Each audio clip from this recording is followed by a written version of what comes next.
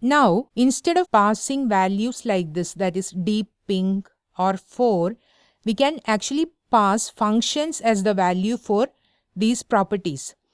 That is, instead of fill deep pink, you can also specify fill, then a function here. Let me show you that. Now, suppose I want to set the opacity for these rectangles randomly. So instead of setting a specific value as the value for opacity, I want to make it random. So how I can do is that, let me specify D3.select all, okay, and within this I am selecting the rectangles, and let me specify style, and here I want to change the opacity. So the name of the property is opacity itself.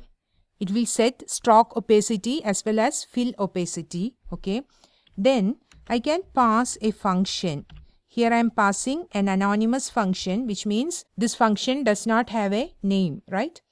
And within this, suppose I write return, okay, math.random. You might be knowing this math.random is a function offered by JavaScript to create random numbers between 0 and 1. So the value of opacity is between 0 and 1, right? So I am specifying return math.random here. So what happens is that this will be called for each of these selected rectangles, and the value of opacity will be set. Now let us see, save and click update. See, all these 4 rectangles are now having different opacity. Why? Because here we are passing a function instead of a constant value, and there we have specified return math.random. So this function will be called for all the rectangles, that is for all the selected elements, and that will be set as the value of opacity. Now if I again click this update, see, again their opacities are changed. Again they are changed. See, now it is too transparent. The third rectangle is too transparent. See, so we can also pass a function as the value of property in style method, okay.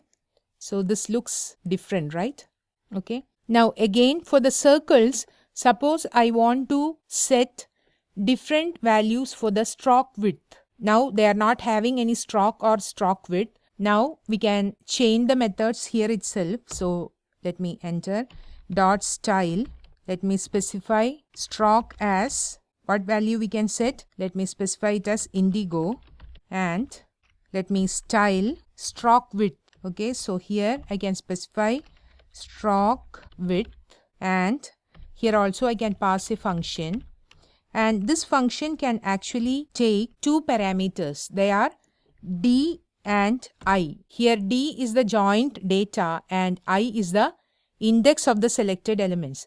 So we will discuss data joins in detail in the coming section, and there we will see how to associate some data with these selected elements.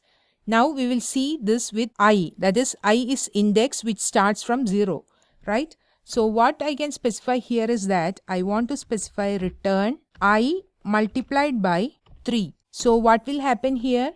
Here all the circles will be selected. For them first the style fill will be applied with deep pink color, stroke indigo, and for the stroke width it will call this anonymous function for all the selected elements. So for the first one the I will be 0 because I or the index always starts with 0.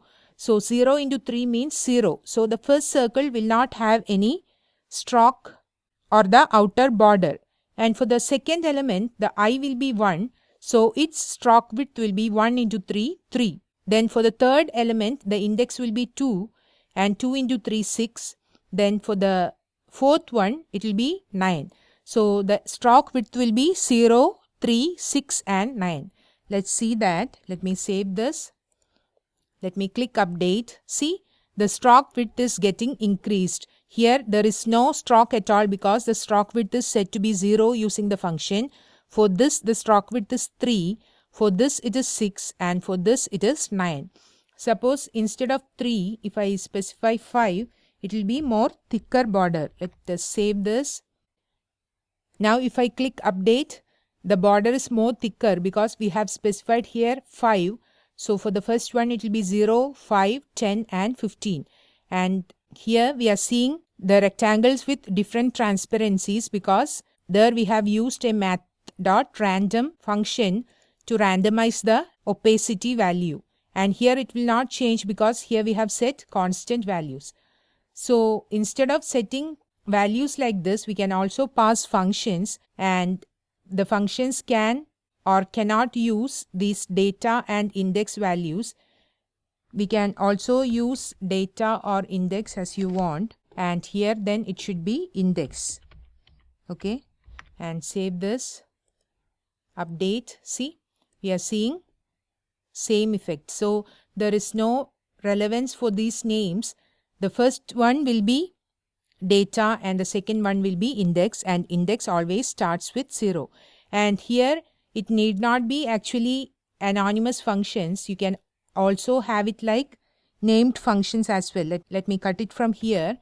Okay, and after this function, let me add this and name something like stroke width. Okay, and here you just have to specify stroke width. So you can also have named functions here. Let me save this and show you. Let me click update. See, you are seeing the same output. So instead of having anonymous functions, you can also have named functions as well.